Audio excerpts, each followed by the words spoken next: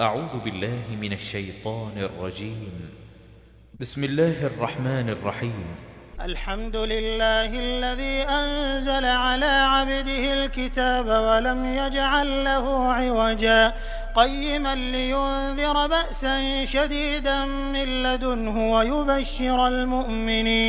ويبشر المؤمنين الذين يعملون الصالحات أن لهم أجرا حسنا ماكثين فيه أبدا وينذر الذين قالوا اتخذ الله ولدا ما لهم به من علم ولا لآبائهم كبرت كلمة تخرج من أفواههم إن يقولون إلا كذبا فلعلك باخع نفسك على آثارهم إن لم يؤمنوا بهذا الحديث أسفا إنا جعلنا ما على الأرض زينة لها لنبلوهم أيهم أحسن عملا وإنا لجاعلون ما عليها صعيدا جرزا أم حسبت أن أصحاب الكهف والرقيم كانوا من آياتنا عجبا إذ أوى الفتية إلى الكهف فقالوا ربنا آتنا من لدنك رحمة وهيئ لنا من أمرنا رشدا فضربنا على آذانهم في الكهف سنين عددا ثم بعثناهم لنعلم أي الحزبين أحصى لما لبثوا أمدا نحن نقص عليك نبأهم بالحق إنهم فتية آمنوا بربهم وزدناهم هدى وربطنا على قلوبهم إذ قاموا فقالوا ربنا رب السماوات والأرض لن ندعو من دونه إلها لقد قلنا إذا شططا هؤلاء قومنا اتخذوا من دونه آلهة لولا يأتون عليهم بسلطان بين فمن أظلم ممن افترى على الله كذبا وإذ اعتزلتموهم وما يعبدون إلا الله فأووا إلى الكهف ينشر لكم ربكم من رحمته ويهيئ لكم من أمركم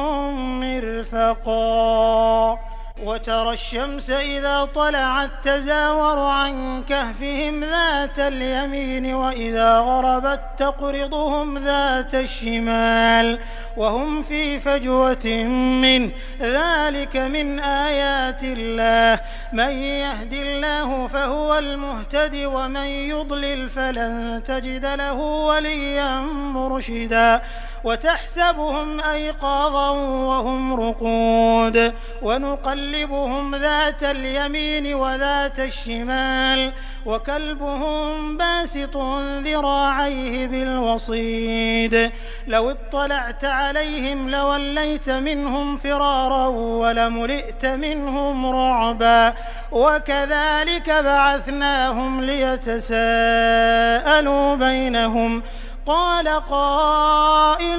منهم كم لبثتم قالوا لبثنا يوما أو بعض يوم قالوا ربكم أعلم بما لبثتم فابعثوا أحدكم بورقكم هذه إلى المدينة فلينظر أيها أزكى طعاما فليأتكم برزق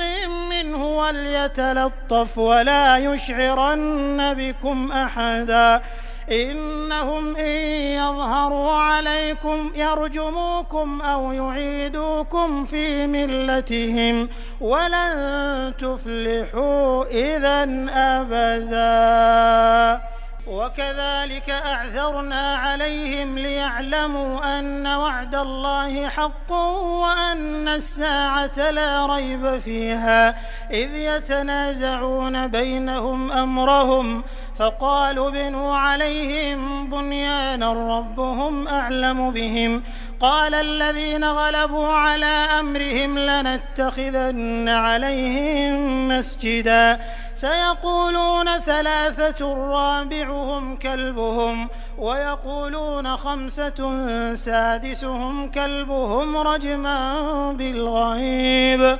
ويقولون 7 وثامنهم كلبهم قل ربي أعلم بعدتهم ما يعلمهم إلا قليل فلا تمار فيهم إلا مراء ظاهرا ولا تستفت فيهم منهم أحدا ولا تقولن لشيء إني فاعل ذلك غدا إلا أن يشاء الله واذكر ربك إذا نسيت وقل عسى أن يهديني ربي لأقرب من هذا رشدا ولبثوا في كهفهم 300 سنين وازدادوا 9 قل الله أعلم بما لبثوا له غيب السماوات والأرض أبصر به وأسمع ما لهم من دونه من ولي ولا يشرك في حكمه أحدا واتل ما أوحي إليك من كتاب ربك لا مبدل لكلماته ولن تجد من دونه ملتحدا واصبر نفسك مع الذين يدعون ربهم بالغداة والعشي يريدون وجهه ولا تعد عيناك عنهم تريد زينة الحياة الدنيا ولا تطع من أغفلنا قلبه عن ذكرنا واتبع هواه وكان أمره فرطا وقل الحق من ربكم فمن شاء فليؤمن ومن شاء فليكفر إنا أعتدنا للظالمين نارا أحاط بهم سرادقها وإن يستغيثوا يغاثوا بماء كالمهل يشوي الوجوه بئس الشراب وساءت مرتفقا إن الذين آمنوا وعملوا الصالحات إنا لا نضيع أجر من أحسن عملا أولئك لهم جنات عدن تجري من تحتهم الأنهار يحلون فيها من أساور من ذهب ويلبسون ثيابا خضرا من سندس واستبرق متكئين فيها على الأرائك نعم الثواب وحسنت مرتفقا واضرب لهم مثل الرجلين جعلنا لأحدهما جنتين من أعناب وحففناهما بنخل وجعلنا بينهما زرعا كلتا الجنتين آتت أكلها ولم تظلم منه شيئا وفجرنا خلالهما نهرا وكان له ثمر فقال لصاحبه وهو يحاوره أنا أكثر منك مالا وأعز نفرا ودخل جنته وهو ظالم لنفسه قال ما أظن أن تبيد هذه أبدا وما أظن الساعة قائمة ولئن رددت إلى ربي لأجدن خيرا منها منقلبا قال له صاحبه وهو يحاوره أكفرت بالذي خلقك من تراب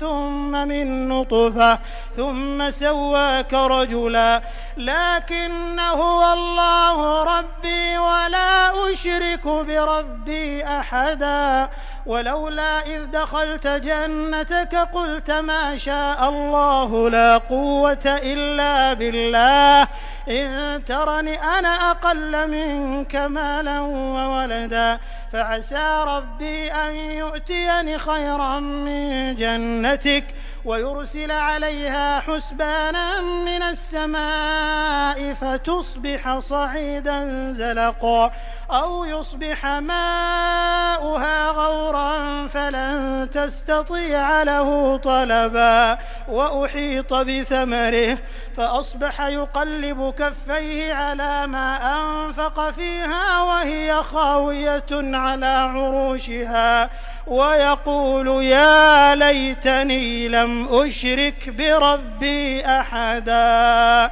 ولم تكن له فئة ينصرونه من دون الله وما كان منتصرا هنالك الولاية لله الحق هو خير ثوابا وخير عقبا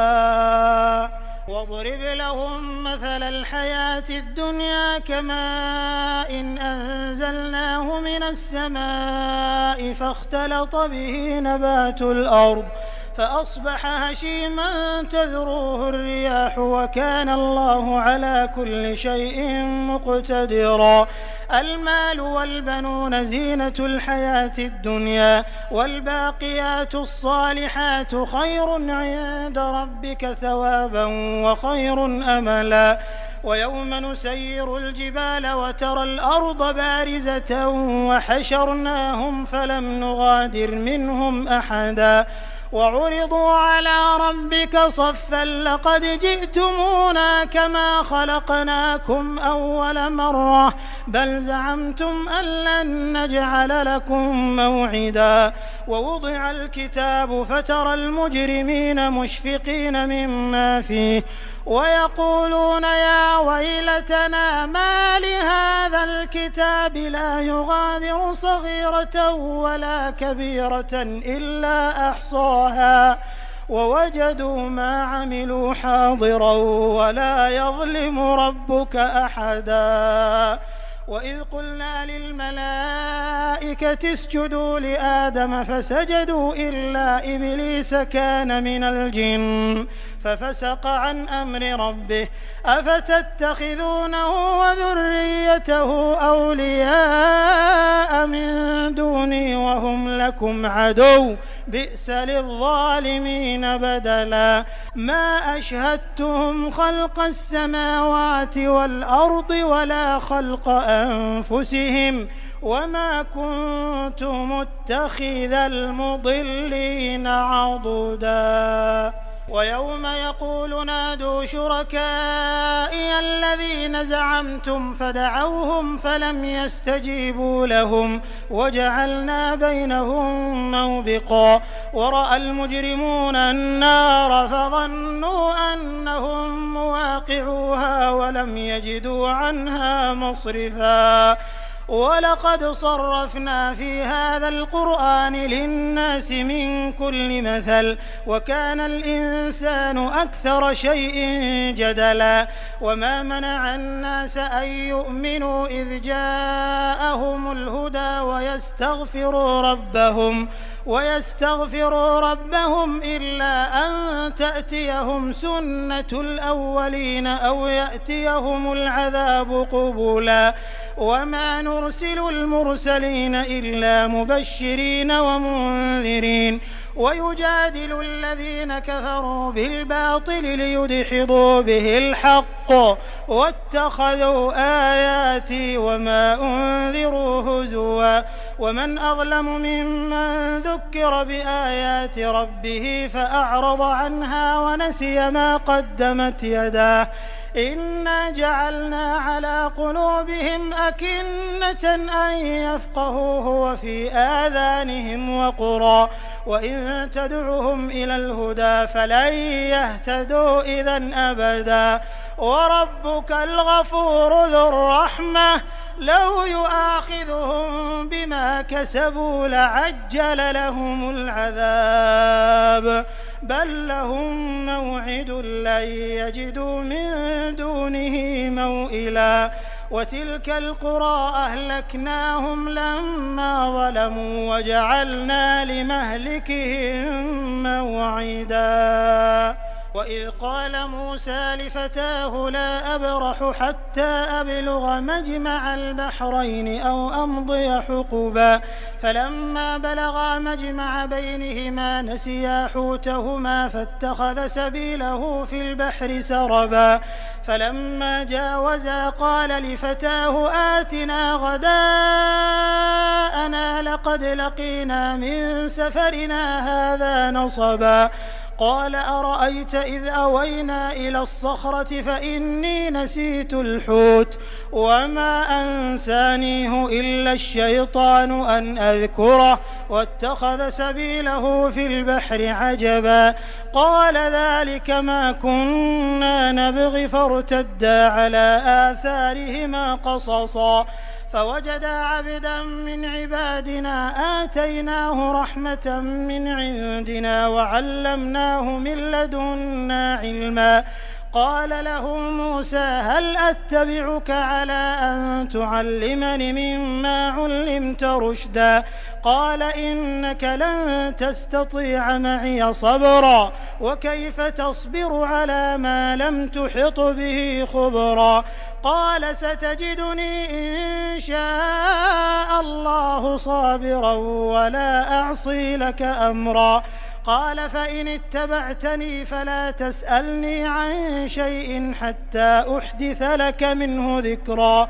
فانطلقا حتى إذا ركبا في السفينة خرقها قال أخرقتها لتغرق أهلها لقد جئت شيئا إمرا قال ألم أقل إنك لن تستطيع معي صبرا قال لا تؤاخذني بما نسيت ولا ترهقني من أمري عسرا فانطلقا حتى إذا لقيا غلاما فقتله قال أقتلت نفسا زكية بغير نفس لقد جئت شيئا نكرا قال ألم أقل لك إنك لن تستطيع معي صبرا قال إن سألتك عن شيء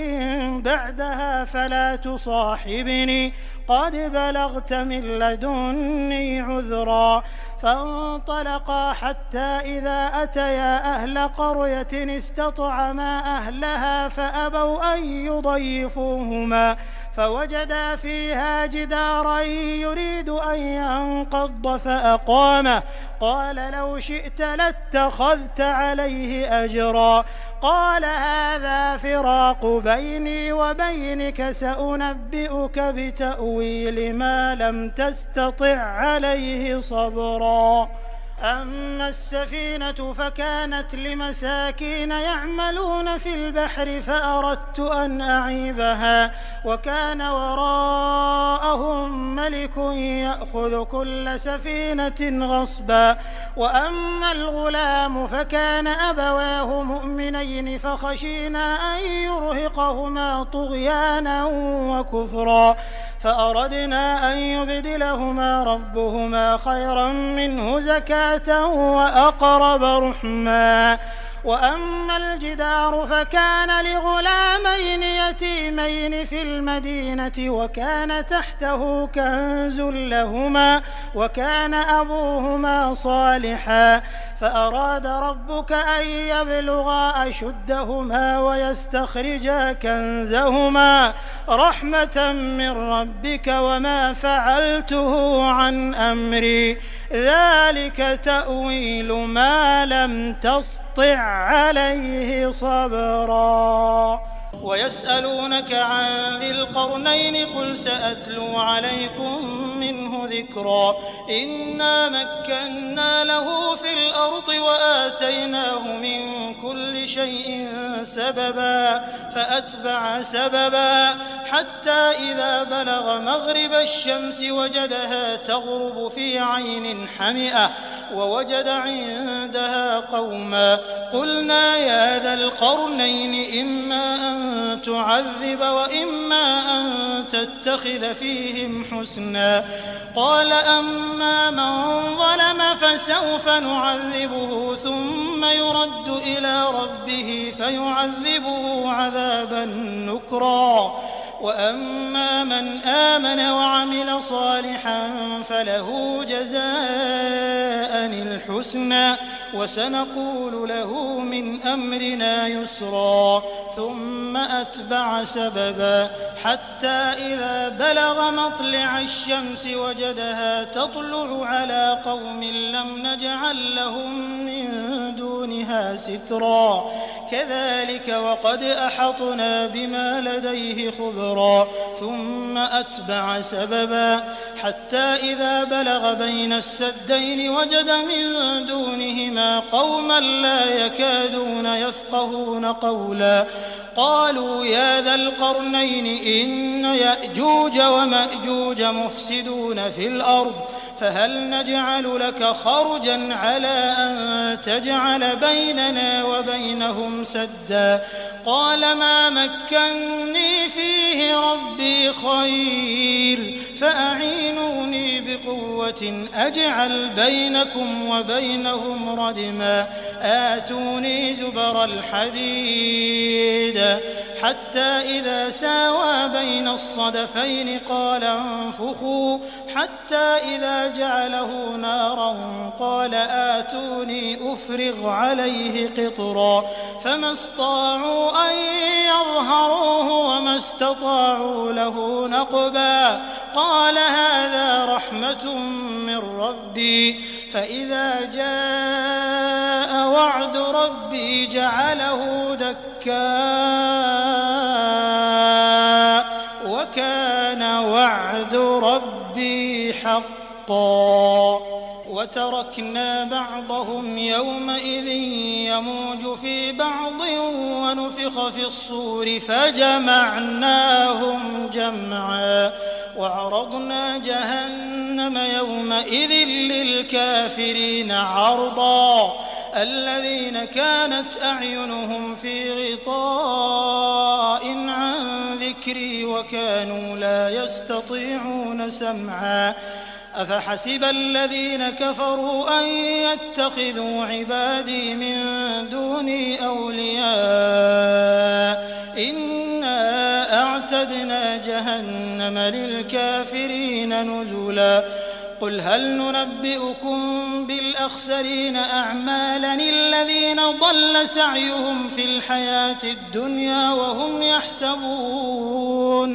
وهم يحسبون أنهم يحسنون صنعا أولئك الذين كفروا بآيات ربهم ولقائه